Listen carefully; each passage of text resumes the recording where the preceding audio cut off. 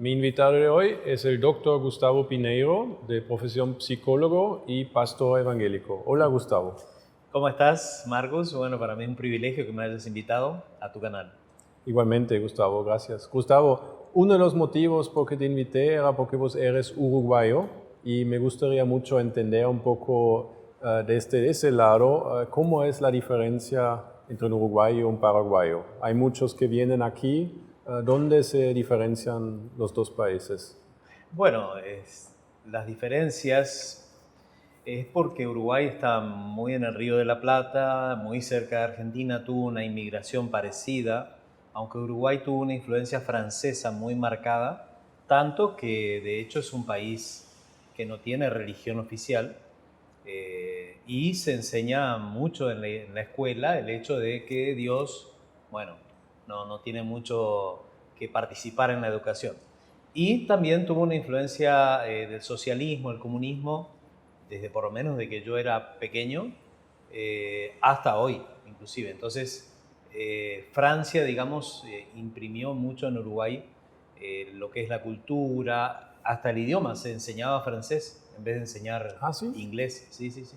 Yo estudié francés y cuando emigré a Argentina, tuve que, bueno, ponerme al día con el inglés. ¿Cuántos uruguayos hay en Paraguay? ¿Alguna idea? No tengo una idea exacta, pero cada vez que nos reunimos porque hay una eliminatoria o hay un festejo patrio, pienso que están viniendo más.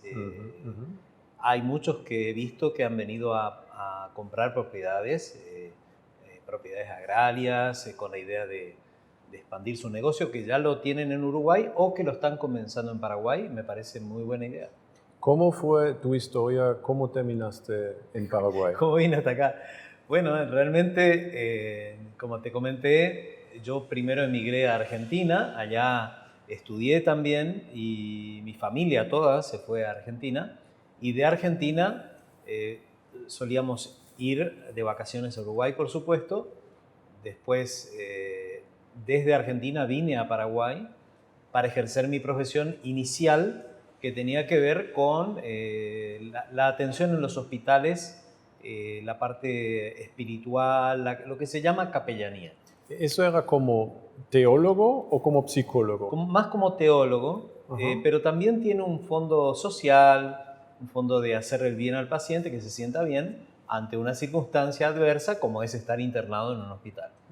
Y luego allí tuve la oportunidad de estudiar psicología aquí mismo en Paraguay y en eso quiero hacer énfasis que mi país, Uruguay, tenía un convenio con Paraguay de educación universitaria al cual tuve acceso, así que mi educación en Paraguay fue en esa primera etapa gratuita. ¿Eso sigue existiendo ese convenio Es o ya una no? buena pregunta. Existía hasta no hace mucho, así que yo pienso que debe estar. Tiene un cupo, por supuesto, por carrera y es un convenio multilateral. Es decir, también en Uruguay ocurre algo parecido, que los paraguayos van y estudian allá. Ahora, ¿te ves hoy día más como psicólogo o más como teólogo? Bueno, me veo más como psicólogo porque fui ejerciendo esa carrera hace ya bastante.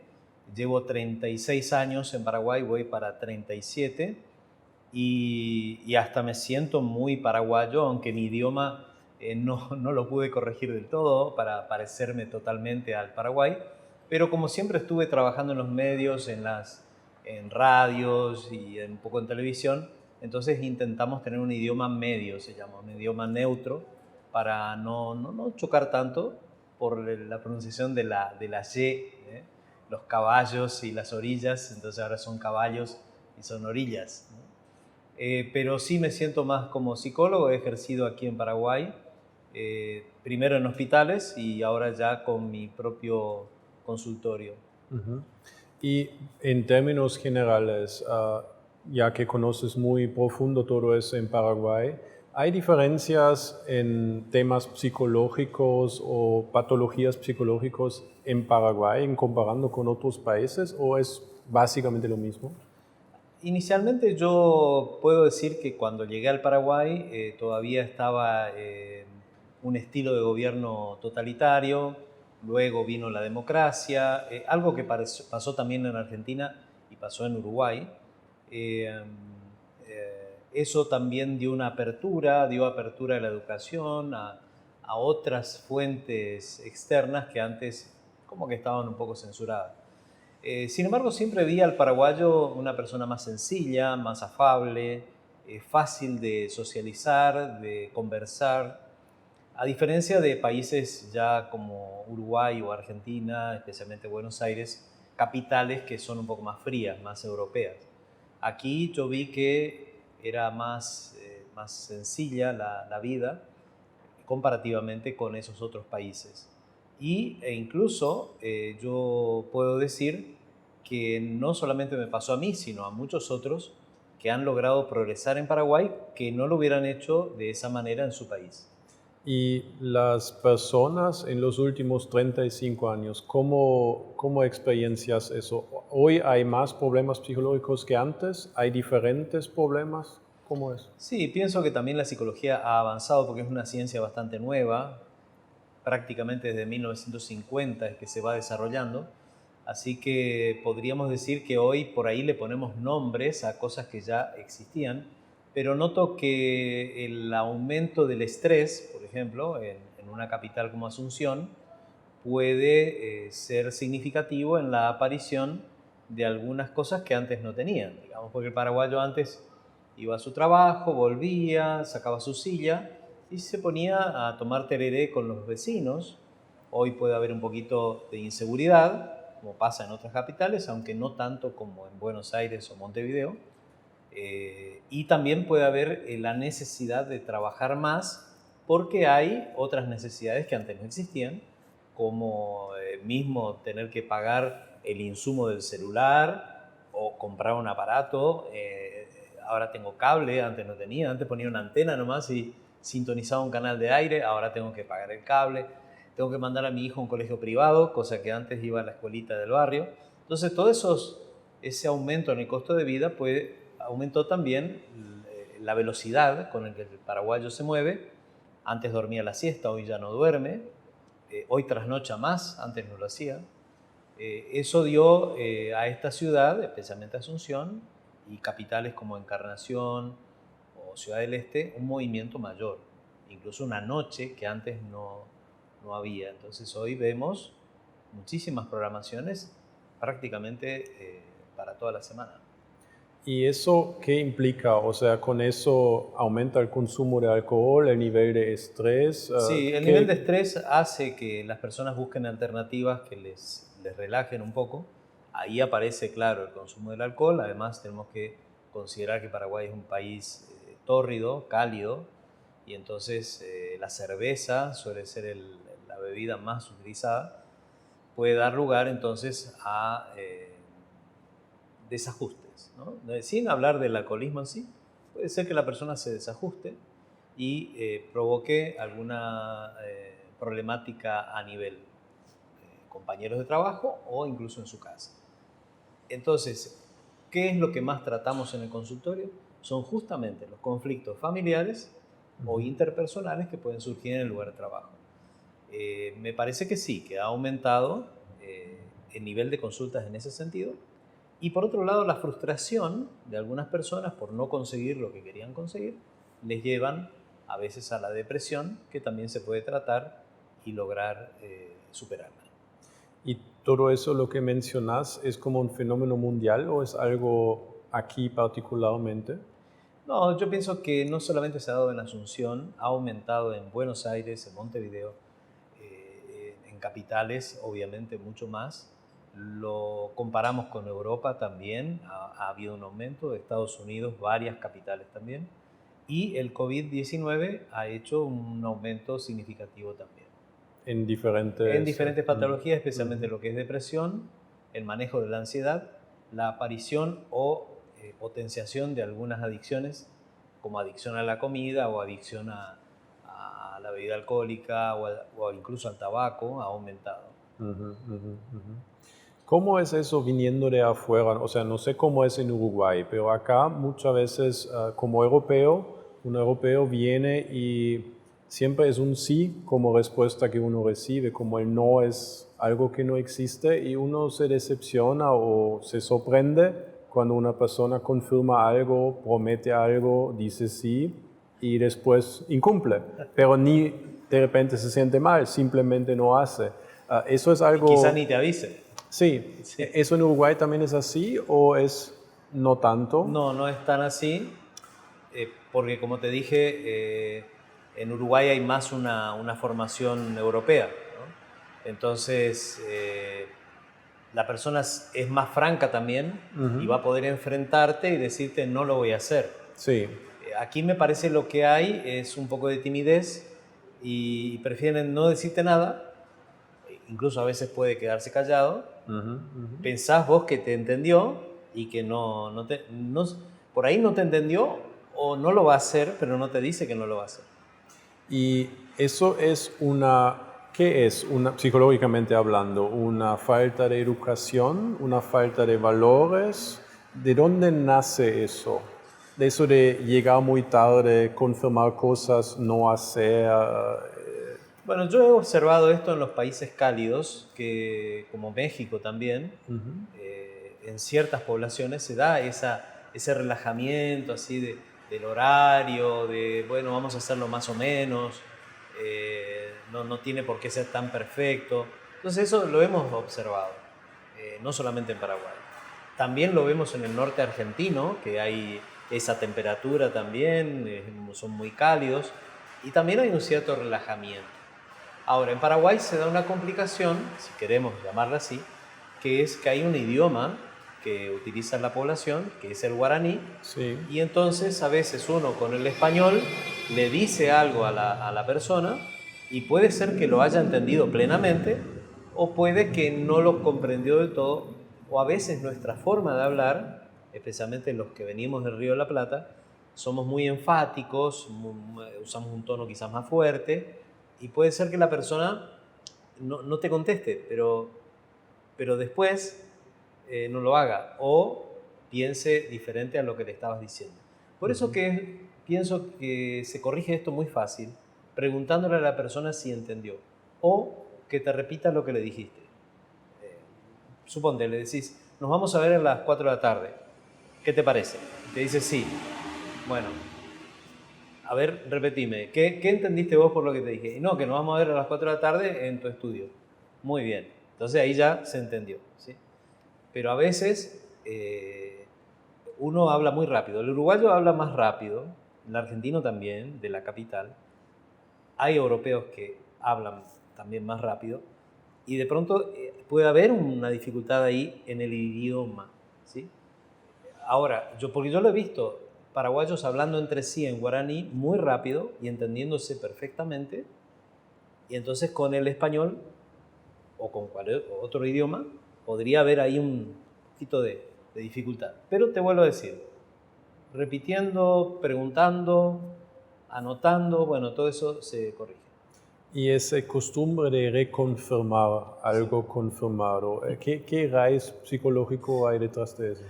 Bueno. ¿Es por inseguridad o...? Sí, bueno, si parte de la persona de preguntarte si realmente lo vamos a hacer, es por lo mismo que estábamos hablando, por la costumbre que hay de que por ahí no se hace, ¿sí? Entonces la persona duda de que se vaya a hacer y te pregunta, ¿pero nos vamos a ver a las 4? Y sí, ya quedamos a las 4, ¿no? Pero hay una cierta, como ya hay una costumbre popular de que puede que sí, como puede que no, entonces ya te pregunta otra vez. Pero estos ineficiencias, ponele, Sí. o son la causa de muchos problemas después, también psicológicos, porque básicamente cada uno afecta negativamente a los demás, sin importa mucho, y es una cadena que hace todo más lento y hace todo más ineficiente. Sí, puede ser. Ahora, si vamos a hablarlo como patología psicológica, en realidad va a ser tal si realmente afecta a la población, digamos, en su salud mental. Pero muchas de estas malas costumbres, como son socialmente aceptadas, no afectan tan profundamente. quizás le va a afectar Ya. mucho más otra cosa, que, digamos, te enojes porque no haya llegado a la hora. Por ahí se va a enojar más Ya. que por no haber llegado, ¿me entendés? Son hábitos que son un poco populares. Ya. Y alguien no acostumbrado a eso, de afuera Bueno, ahí viniendo, está. obviamente le afecta profundamente. Sí. Y cómo uno adapta y ponele, sabemos que es así, pero igual cuesta de alguna manera vivir con eso. Sí, bueno, yo he visto, porque Paraguay ha tenido inmigraciones anteriores, como por ejemplo los menonitas, que tienen una formación aria, aunque algunos han venido de México, igual tenían una formación o alemana o rusa, que ellos fueron haciendo, por eso van haciendo sus comunidades, sus cooperativas y van trabajando entre ellos mismos porque se entienden bien.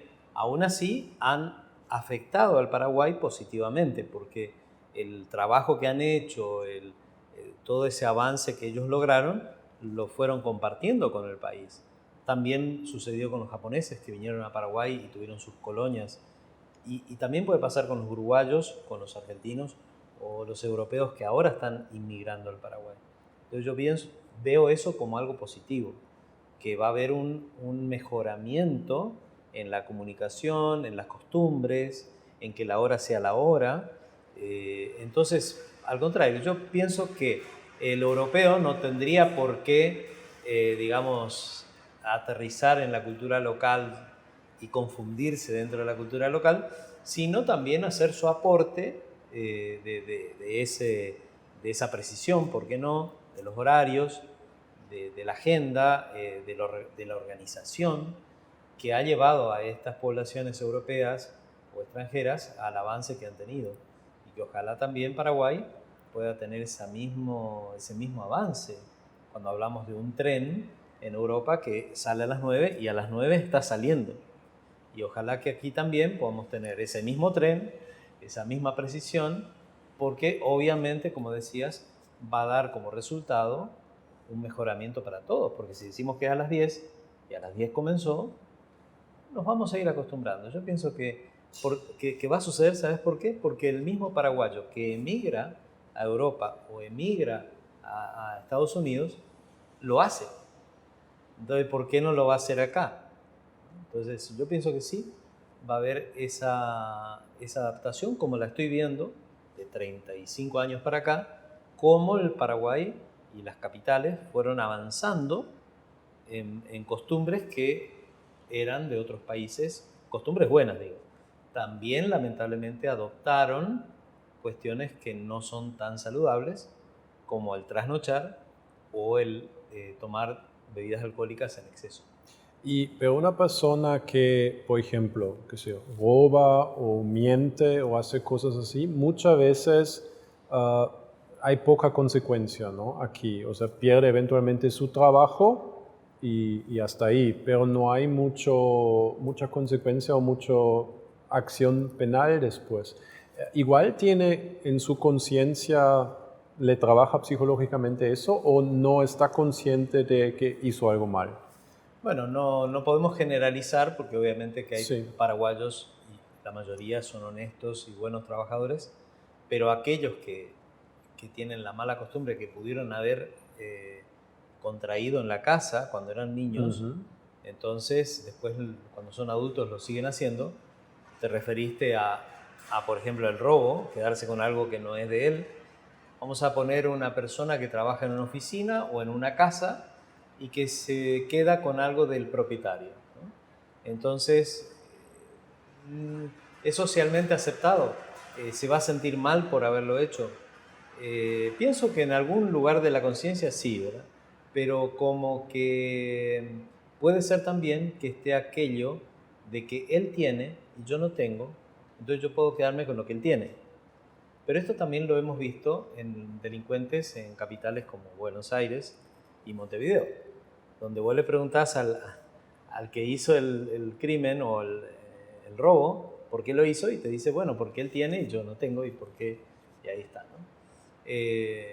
Quizás ese tipo de mentalidad. Que lo hay en Paraguay, lo hay como hay en otros lugares, pero claro, como decías, las sanciones pueden que no sean tan severas, entonces la persona se anima a poder hacerlo. Vamos a decir que una secretaria de mi clínica viera algo que quedó por allí, puede ser mi billetera, y sacara algo de ahí. No sucedió, pero supongamos que sucediera.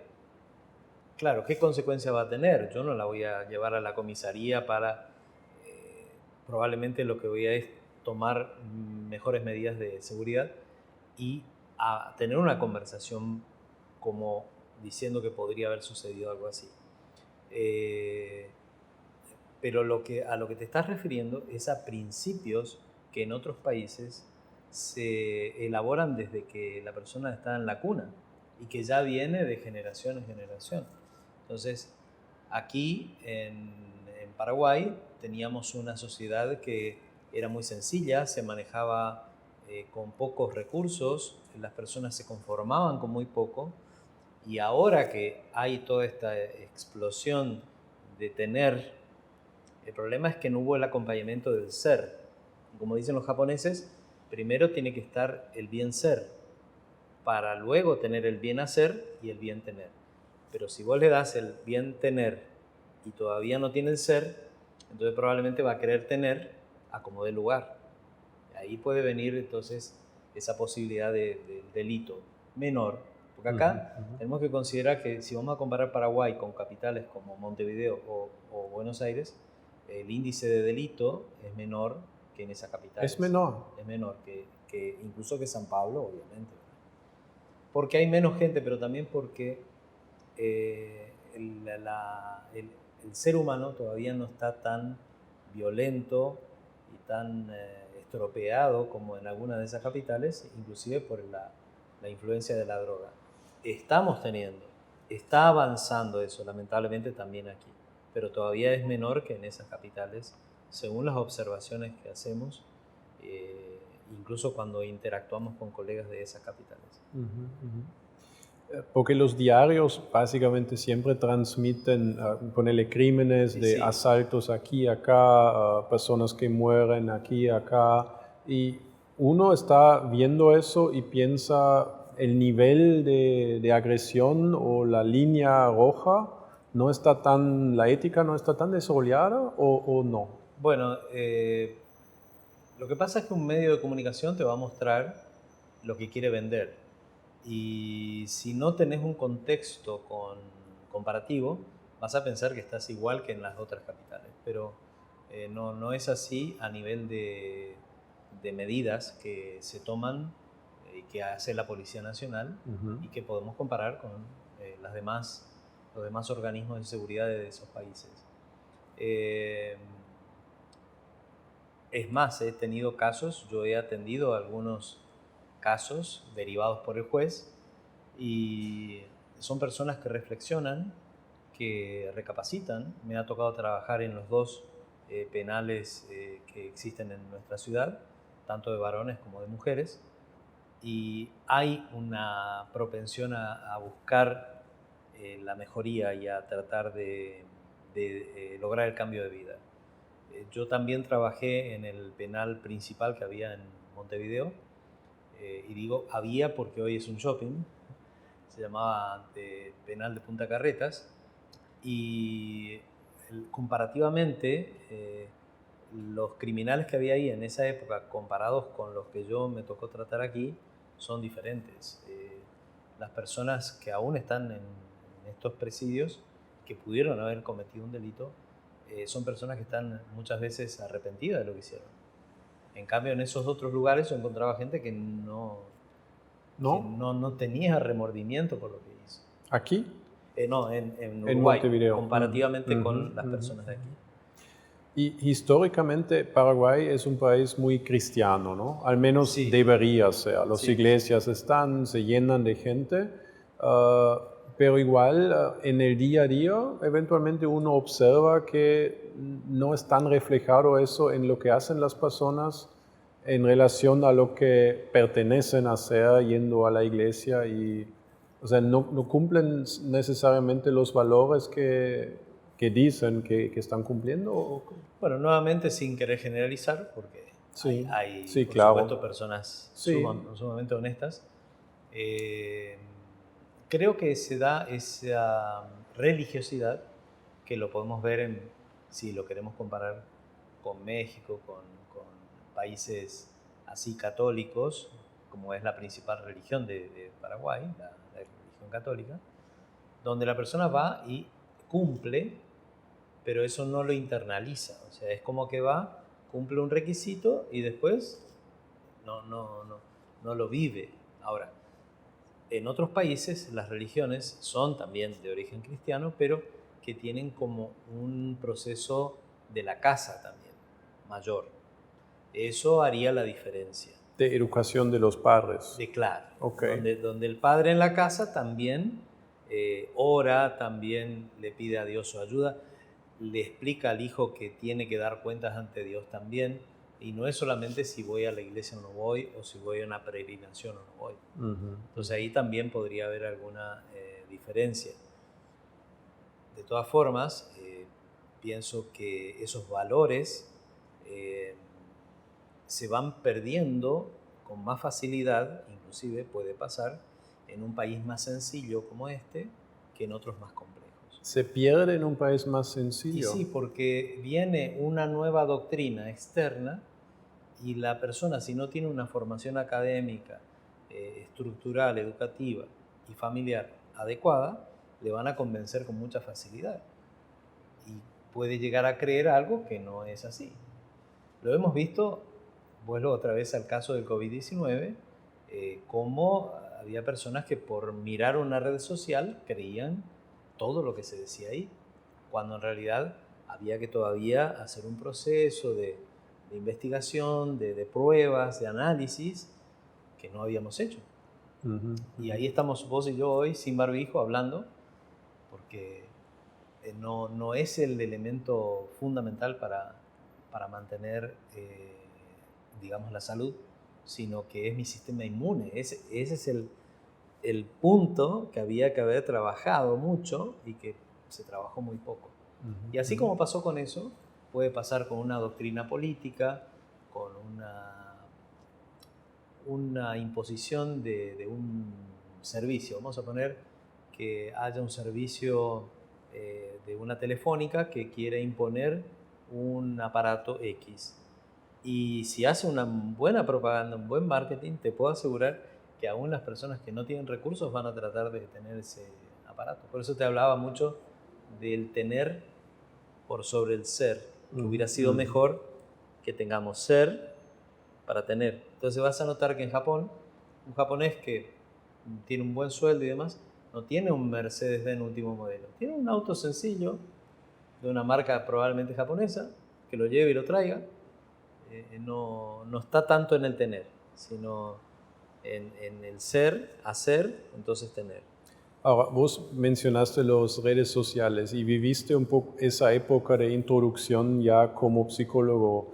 ¿Ahí hay un antes y un después o es un rumor nomás que eso influye mucho en eso? ¿O vos estás viendo eso? Las redes sociales sí influyen en las personas. En las personas y en las características o problemas psicológicos que eventualmente se generan a través de eso. Claro, y bueno, en la familia tenemos lamentablemente que la tecnología pasó a ocupar un lugar muy destacado y con el COVID-19 otra vez aumentó muchísimo porque muchos niños que no tenían acceso al celular hoy tienen acceso porque es necesario o fue necesario para las clases.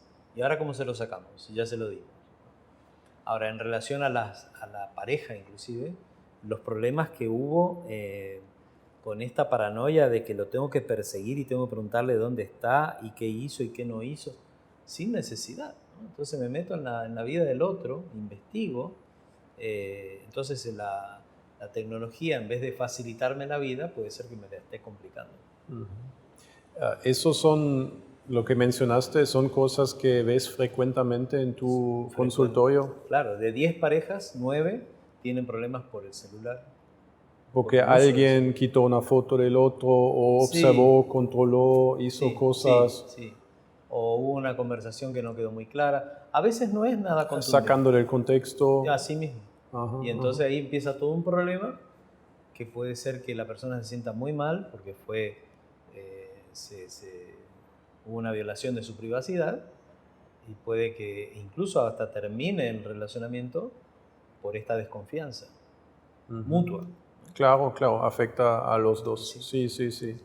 Y eso es algo, pero se observa, me imagino, en los demás países también, no solamente aquí, ¿no? Sí, yo pienso que esto a nivel mundial es así, solamente que la forma del control aquí y la utilización de la tecnología como que no ha tenido la formación de base para saber qué hacer cuándo, sino que sencillamente ya tuvimos el teléfono en la mano antes de saber lo que podría ocurrir con eso. Lo mismo pasa con los juegos electrónicos, el uso de esos juegos en red en relación a los niños, cómo eso está afectando muchísimo a la educación y a la formación misma de esos chicos.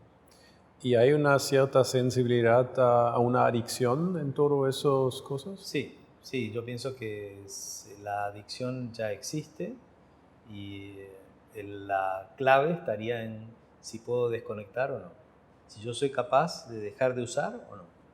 Y en todos esos temas, así, lo que aquí en Paraguay ocurre o existe, también es en los demás países. No hay nada que es particularmente donde decís, eso es algo aquí mucho más llamativo que en otros países, o nada.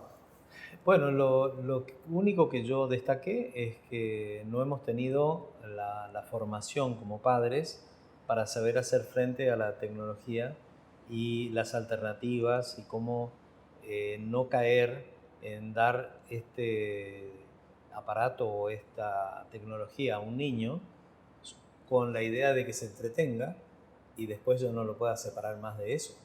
Porque claro, un niño va a ser mucho más sensible y más frágil a caer en alguna adicción que un adulto. Y él no va a tener el filtro que el adulto tiene. Entonces todo ese filtro, todo ese poder de decisión, el chico lo va a tener a los 20 años. Y todo el periodo anterior, y él estuvo usando estas cosas y ya no las puede dejar de usar. Es como si hubiera estado fumando desde que tiene 3, 4 años. Obviamente que cuando tenga 15 no lo va a poder dejar. Si ahora venís por primera vez a Paraguay, viniendo de afuera, ¿qué es llamativo para vos? ¿O dónde decís a alguien que viene de afuera, tengan cuidado aquí, o miren eso? O ¿qué recomendarías? Bueno, si voy a hablar de la parte negativa, es que si la persona viene de paseo, todo bien, bueno, tendrá seguramente una idea de lo que va a hacer en Paraguay. Si no tienen ninguna idea, sería muy beneficioso que se comunique con alguna agencia de viajes seria que usted vea que a nivel internacional está trabajando bien, o con algún pariente que ya está aquí, que conoce el lugar, me parece ideal.